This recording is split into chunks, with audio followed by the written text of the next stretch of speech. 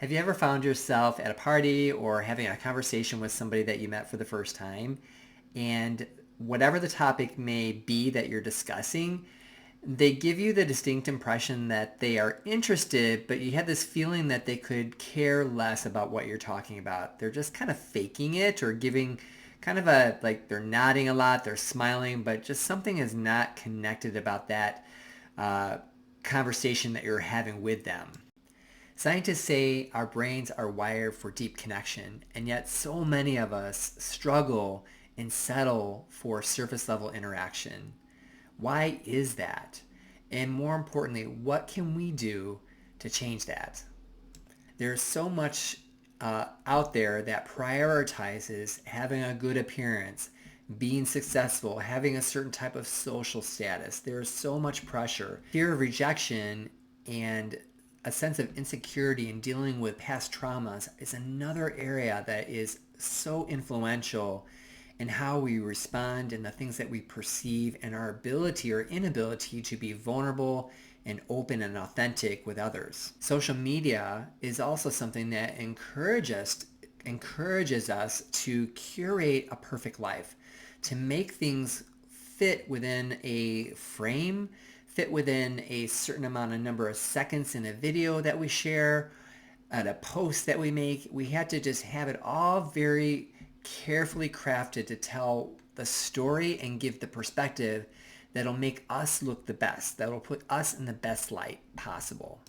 And finally, because of our need for a sense of belonging and a secure identity, we will do anything that prioritizes acceptance over authenticity. So if being accepted means that we have to suppress something that is not us or come across in a different way just so that we can find that special group for us, we will do it.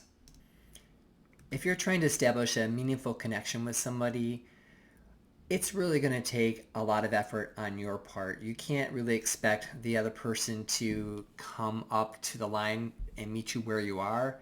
You're going to really have to be the bigger person in that scenario. So there are a few things that you can do to manage that for yourself. The first thing that I would suggest that you do is set some boundaries for yourself.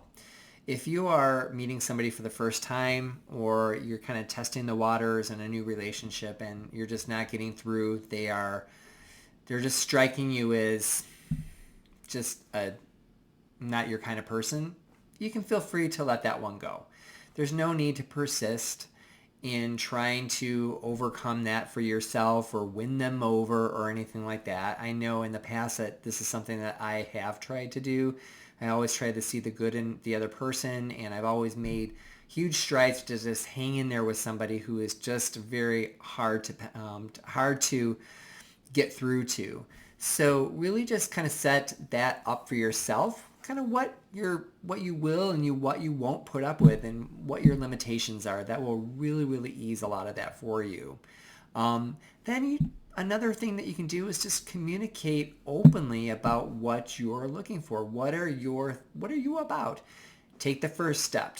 Be the person that's going to disclose just a little bit and just see if they come up and meet you where you are. You can't, again, expect for someone to come right to your level immediately, especially maybe if they're shy or if you're just getting to know them for the first time. Just really kind of test it out that way, and maybe perhaps you will be able to strike a more meaningful interaction if you do go about it that way.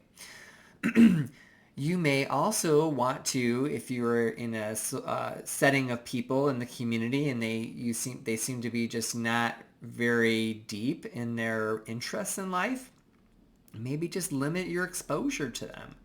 You don't have to hang around people that you don't really fit with. If they talk about things that are not interesting to you or get involved in a lot of gossip, or they're just talking about the last guy that they slept with or the people that they're hooking up with or whatever that is, you don't have to hang around with that. You don't have to be exposed to that all the time. So just do yourself a favor in that respect. Limit your time with them. If you like them and you enjoy their company, and just give it to yourself in smaller doses. No need to be a martyr in that respect. Another way to get around it is to lead by example. Demonstrate your own ability to show and exhibit genuine behavior. One thing that I had done, and I shared about it in another video, was I would send personal video messages to people on their birthdays. And that was a way for me to show people that I was engaging and that I was trying to develop and establish and even maintain a thread of consistency in being genuine, honest, and meaningful, even if it was a acquaintance at an acquaintance level of a relationship. So you can do that as well. And then seek people who are like you. Seek people who are interested in the same things. Maybe you can talk about books that you enjoy in a book club, or maybe you can find out somebody to work out with at the gym, or someone that you can go walking with, or do part of a cooking club. Find mutual interests where it is not about talking about things that you aren't interested in, or struggling with things to talk about, when you have things that are in common that are so much more easier to discuss and engage with.